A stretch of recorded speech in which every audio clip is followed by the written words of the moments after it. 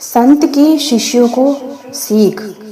सच्चा प्रेम और सच्चा साथी दोनों ही निस्वार्थ होने चाहिए। जहाँ स्वार्थ आ जाता है वहाँ प्रेम की पवित्रता नहीं रहती है। प्यार से कहिए संतो जी, धन्यकार जी। आशा करती हूँ आप सभी सद्गुरु माता जी के आशीर्वाद से बहुत खुश होंगे।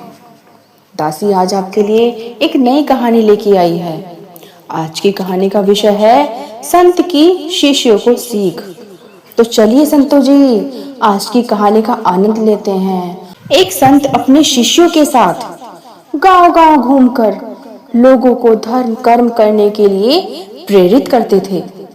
उनका जीवन बहुत सरल था और उनका उद्देश्य केवल इतना था कि लोग जीवन में सच्चाई, प्रेम और भक्ति को अपनाएं।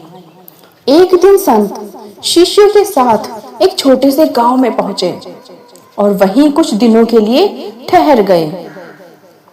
संत के भक्तों ने उनके लिए एक छोटी सी कुटिया बना दी, जो संयोग से गांव की एक ग्वालिन के घर के सामने ही थी।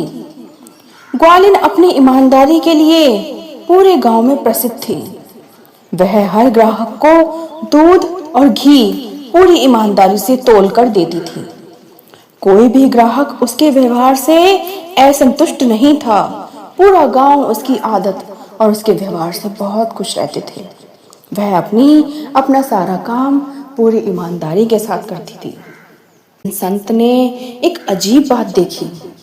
जब भी गांव का एक विशेष युवक उसके पास आता तो वह उसे बिना तोले ही दूध और घी दे देती थी। संत को यह देखकर आश्चर्य हुआ।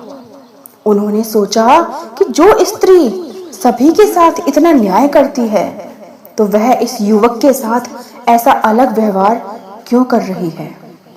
उन्होंने गांव वालों से इस बारे में पूछा तो तब उन्हें पता चला कि ग्वालिन उस युवक से प्रेम करती है।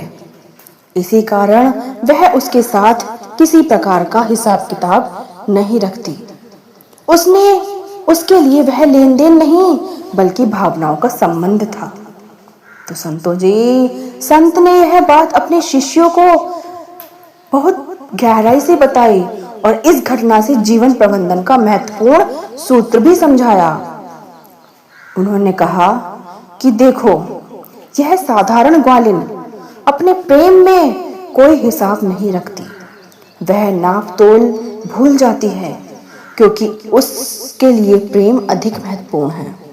उसी तरह हमें भी भगवान से प्रेम करते समय किसी प्रकार का हिसाब किताब नहीं रखना चाहिए। यदि हम हर भक्ति के बदले भगवान से कुछ पाने की अपेक्षा करेंगे तो वह सच्ची भक्ति नहीं होगी।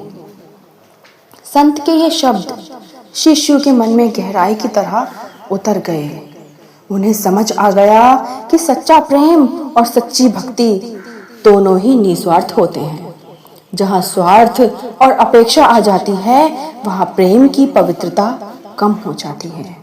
तो संतों महापुरुषों जी, इस कहानी से हमें यही सीख मिलती है कि जीवन को बेहतर ढंग से जीने के कई महत्वपूर्ण सूत्र मिलते हैं। पहला सूत्र है निस्वार्थ भाव। अधिकांश रिश्ते लेन देन पर आधारित हो गए हैं।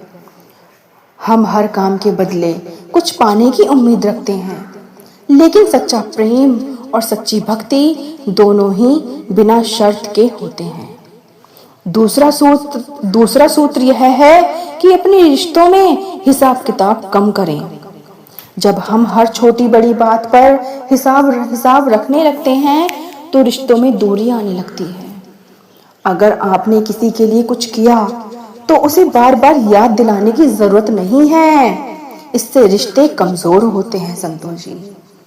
तीसरा महत्वपूर्ण सूत्र है अपेक्षाओं को सीमित रखना। ज्यादा अपेक्षाएं अक्सर दुख का कारण बनती हैं।